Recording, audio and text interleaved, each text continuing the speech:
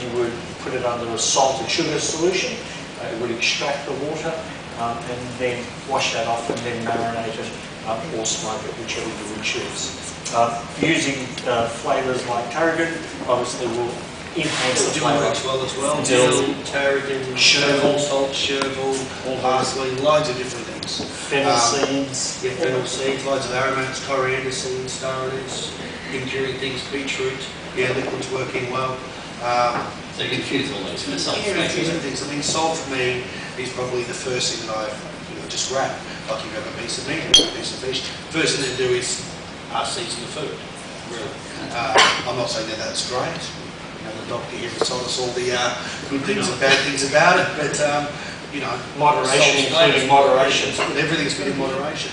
So how important in cooking seafood is salt to you, and different types of salt? It's imperative. It's imperative. From using Italian sea salt that's quite wet in our chips. That becomes something that people eat a lot of.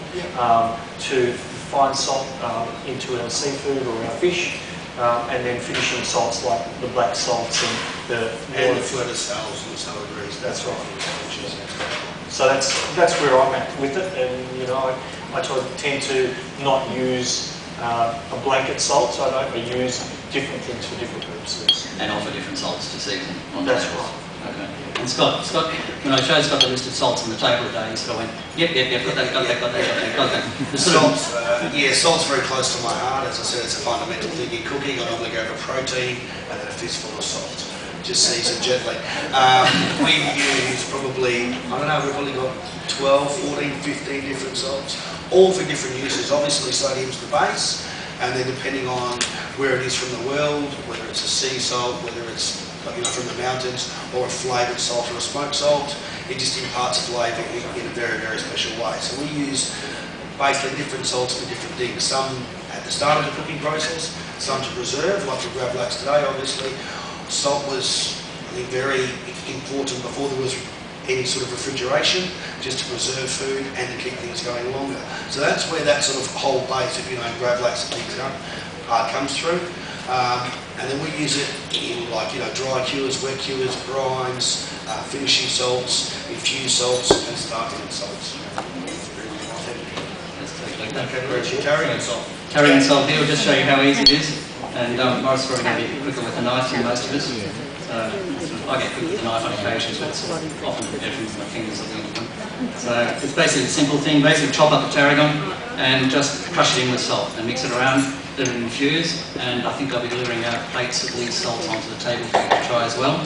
And Scott might just show you how I'm doing that. Here we're making chilli salt. We're putting fresh chilies, a mix of salt and sugar. And thank you, Russell, for showing off the salt before it's actually sugar. And it's just mixed together and pounded with mortar and pestle. And the juices from the chili actually just flow into the salt and the sugar. And it just makes that. And the sugar is needed with the chili because otherwise it's just with chili heat and salt, it's just all heat. So the sugar just breaks that down.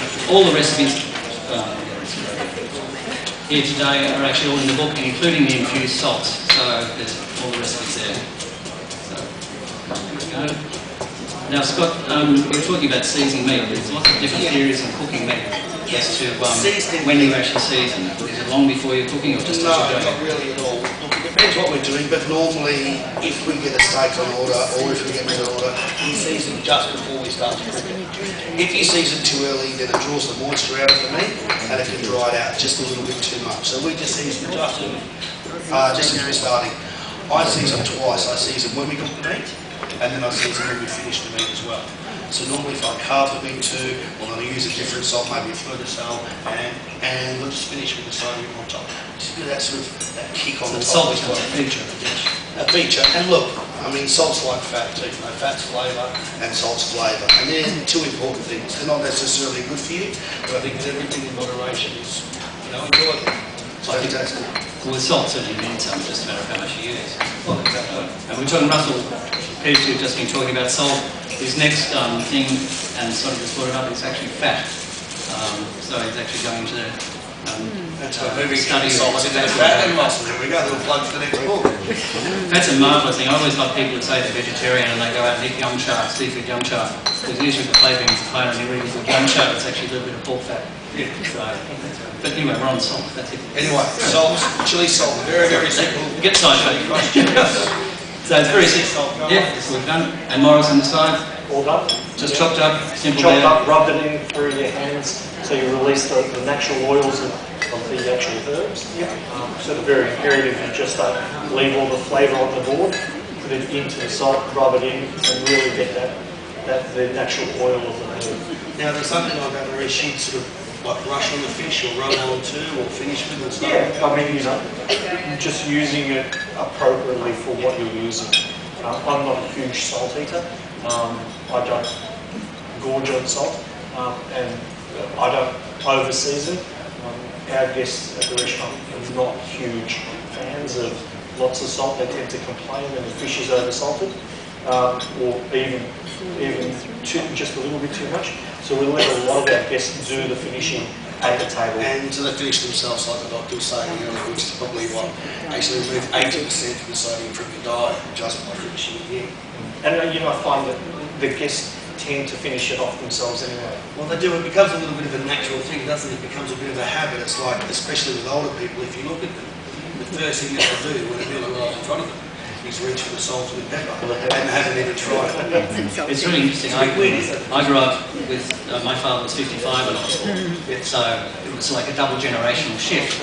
And one of the things that I spoke about with Fritz when we first talked about the salting is I remember when his meal was served, he would actually take salt out of a little salt cellar and pour it on the side of his plate. And then all of a sudden, in the next sort of generation, that disappeared. People actually just picked up a salt shaker and put it over things. And it was just something, when we came back to this salt thing, it really was, that memory came back to me of this. We'd always use a very few dishes to one's dish. And I think that's what this is all about with fine salts now. The flavours, the finishing, and just using the amount of